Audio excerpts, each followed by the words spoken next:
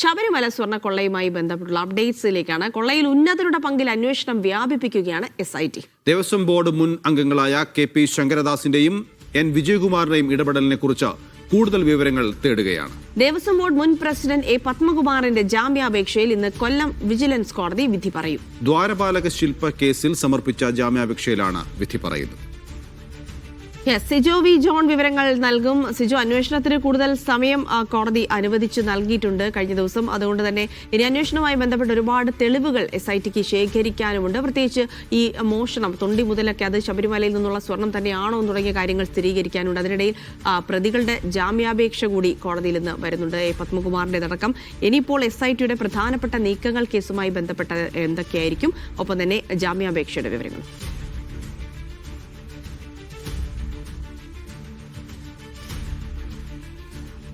ആറാഴ്ചത്തെ സമയമാണ് അന്വേഷണ സംഘത്തിന് കോടതി നീട്ടി നൽകിയിരിക്കുന്നത്. വലിയ ആശ്വാസമാണ്. കാരണം ഈ അന്വേഷണം അതിൻ്റെ ഒരു അവസാന ഘട്ടത്തിലോട്ടൊക്കെ എത്തുന്നതേ ഉള്ളൂ. ഈ കൊണ്ടുപോയിരിക്കുന്ന സ്വർണ്ണം എവിടെയാണെന്നുള്ളത് കണ്ടെത്തേണ്ടതുണ്ട്.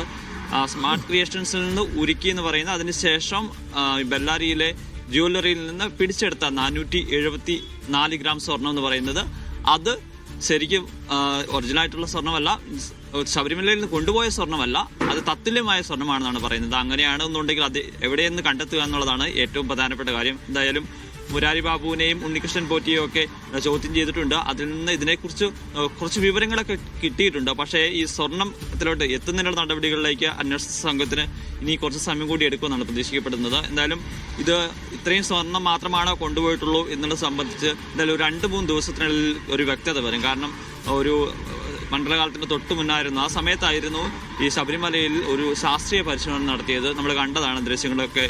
ആ പരിശോധന റിപ്പോർട്ട് ഈ തൊട്ടടുത്ത ദിവസം തന്നെ വരുമെന്നാണ് അറിയുന്നത്. അങ്ങനെയാണെന്നുണ്ടെങ്കിൽ ഇത് ഏതെല്ലാം സ്ഥലത്ത് നിന്നൊക്കെ സ്വർണം കൊണ്ടുപോയിട്ടുണ്ട് എന്നുള്ളത് സംബന്ധിച്ച് കൂടുതൽ വ്യക്തത വരികയും ചെയ്യുന്നതാണ് പ്രതീക്ഷിക്കപ്പെടുന്നത്. എന്തായാലും ഉന്നതരെ കേന്ദ്രീകരിച്ച് അവരുടെ പങ്ക് സംബന്ധിച്ച് തന്നെയാണ് ഇപ്പോൾ അന്വേഷണം കൂടുതലായി നടത്തുകയും ചെയ്യുന്നത്. പത്മകുമാറിനെ സംബന്ധിച്ച് നിർണായകമായ ചില വിവരങ്ങളാണ് കഴിഞ്ഞ ദിവസം SIT കോടതിയിൽ അറിയിക്കുകയും ചെയ്തിരുന്നത്. ഈ തന്ത്രിയുടെ ഭാഗത്തു നിന്ന് ഇത്തരത്തിലുള്ള ഒരു ഉത്തരവും അല്ലെങ്കിൽ നിർദ്ദേശമൊന്നും കിട്ടിയിരുന്നില്ല ഇത് കൊണ്ടുപോകുന്നതിന് വേണ്ടിയിട്ട്. അത് സംബന്ധിക്കുന്ന ഒരു തെളിവും ലഭിച്ചില്ല എന്നാണ് പറയുന്നത്. അപ്പോൾ സ്വാഭാവികമായും ഇനി മറ്റു 2 പേരുടെ ആളുകളെ സംബന്ധിച്ചാണ് കൂടുതൽ തെളിവുകൾ ലഭിക്കേണ്ടതുണ്ട്. കാരണം ശങ്കരദാസിന്റെയും അതോടൊപ്പം തന്നെ N വിജയകുമാറിന്റെയും ഇവരെ ഇടപെടലുകൾ സംബന്ധിച്ച് കൂടുതൽ രേഖകളൊക്കെ അന്വേഷണ സംഘം പരിശോധിച്ചുകൊണ്ടിരിക്കുകയാണ്.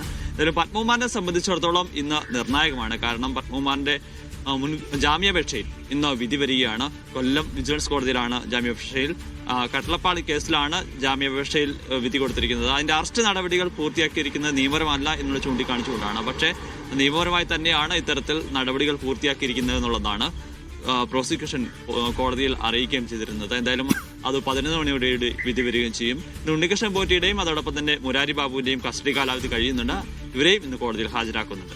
സിജോയ്, കേസിൽ വളരെ നിർണായകമായ ഒരു നീക്കമുണ്ടായത് കടകംപള്ളിയെയും ഒപ്പം തന്നെ PS പ്രശാന്തിനെയും ഒക്കെ ചോദ്യം ചെയ്യുന്ന അന്വേഷണ സംഘത്തിന്റെ നീക്കമായിരുന്നു. അതിന്മേൽ ഇനി എന്തെങ്കിലും തുടർ നടപടികൾ വരും ദിവസങ്ങളിൽ പ്രതീക്ഷിക്കാമോ?